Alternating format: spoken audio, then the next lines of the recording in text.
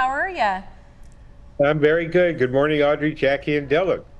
Well, good morning to you too. So we hear you are reviewing Dune Part 2. I feel like we've been talking about this movie a lot lately. So what did you think?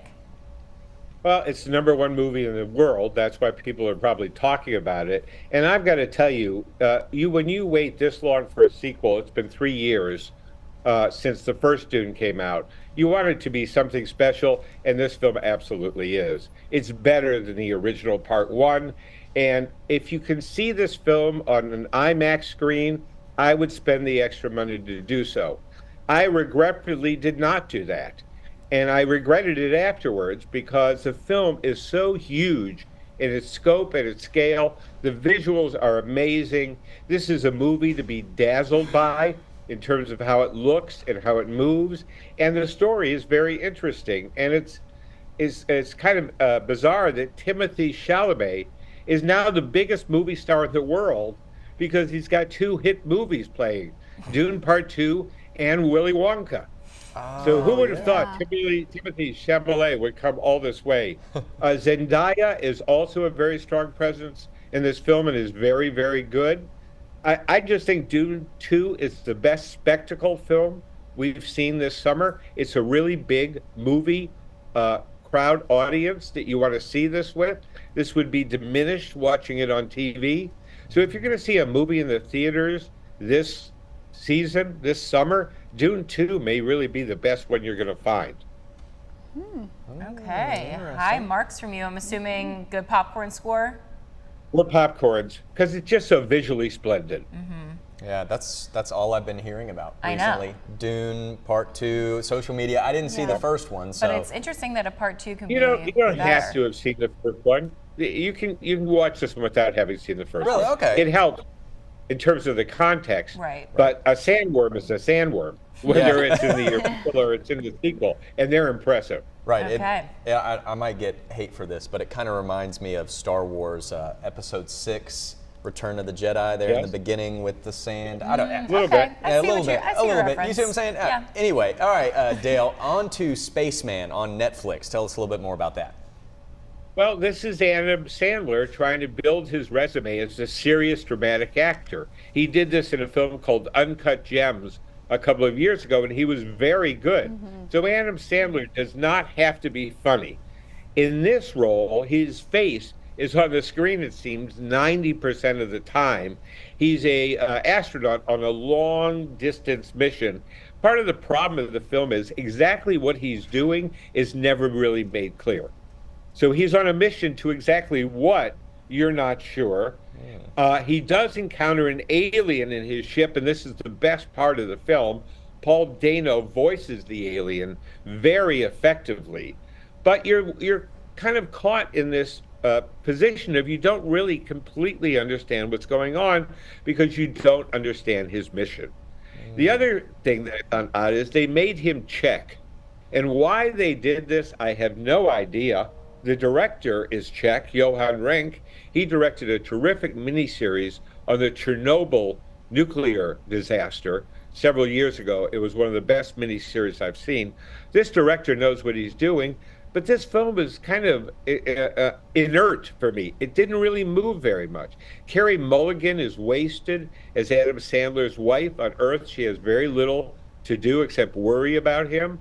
So ultimately, I was disappointed in this film. I thought, oh, here's Adam Sandler. Maybe he can surprise us again. He's fine. He doesn't do anything bad in this film, but he also doesn't make it compelling. You know, you want to be on the edge of your seat for a guy who's out lost in space on some kind of a secret mission and things aren't going well.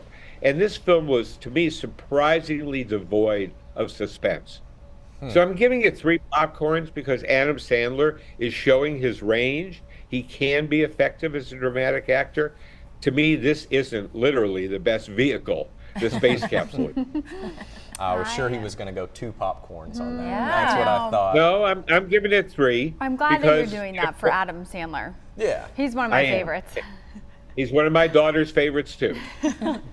Well, you said Uncut Gems. That I love to see him in that role because Yeah. that was really good. And you're right, he did surprise us. So maybe he'll try again. So I hope he does better than Spaceman next time. Yes. Yeah. So we have our last one this morning, Dale. It's a PBS documentary, an Oscar winner. It's called 20 Days in Mariupol. Tell us about this.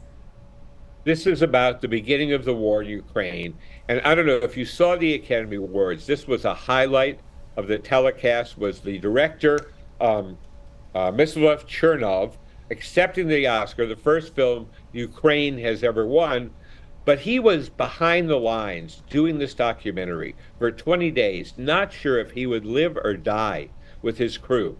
And it is one of the most remarkable testaments to the human spirit that I have seen in recent years. This is a chilling documentary. We don't know whether they're going to live or die. We don't know who's going to triumph in this. These 3 weeks are so suspenseful.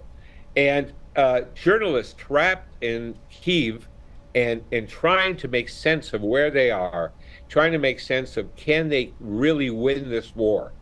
And this was the most gripping documentary of the year. It absolutely deserved to win. The director is a master at building the suspense. And this is just a powerful, important film. So if you really want to understand the toll of the war in Ukraine, watch this documentary. Wow. It's less than 90 minutes. It is so powerful. That gave me chills, Dale, the way that you're explaining that.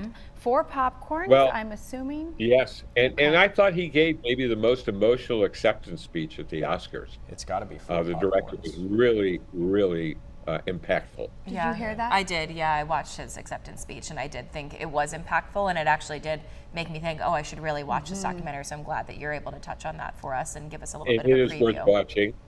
And it's great on PBS. You don't have to stream. You can just watch it on PBS. Hey, Love that. you don't hear that often Yeah, right. A nowadays. win-win. Dale, thank you so much for all of your variety and your insight. As always, have a wonderful weekend. And folks at home, here are those titles one more time for you. Dune Part 2 in movie theaters right now. Spaceman streaming on Netflix. And lastly, 20 Days in Mariupol on PBS.